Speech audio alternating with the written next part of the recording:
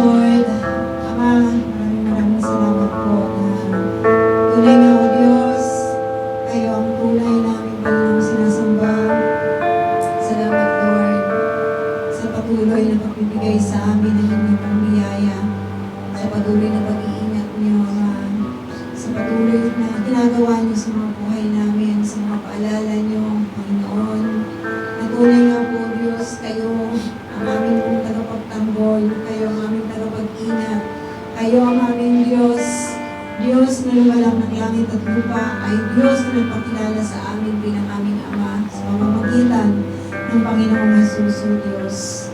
Tunay nga po, nagtitipon kami sa gabing ito, Lord God, upang sambahin ang iyong pangalan. Patuloy na kayo, O Lord God, ang may taas sa aming kalagitnaan, Ama.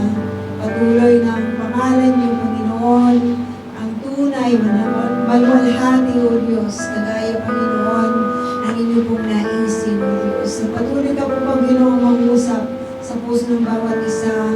Deep within our hearts, Panginoon, may you change us, Lord God.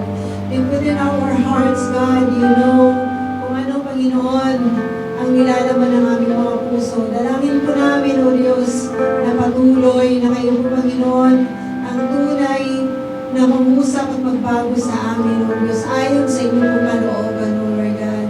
Minamahal ka po namin, Panginoon.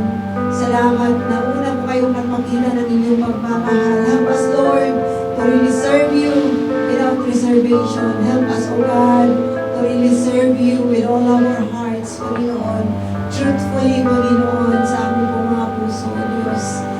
Maraming salamat, Ama. Patuloy na kayo ang aming itinataas sa gabing ito, Panginoon.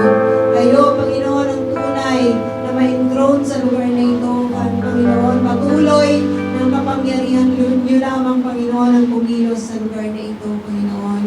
Maraming salamat po, O Diyos. Tunay nga po, Ama, na kayo ay dinadakila namin sinasamba sa pangalan ng Panginoong Jesus. Amen.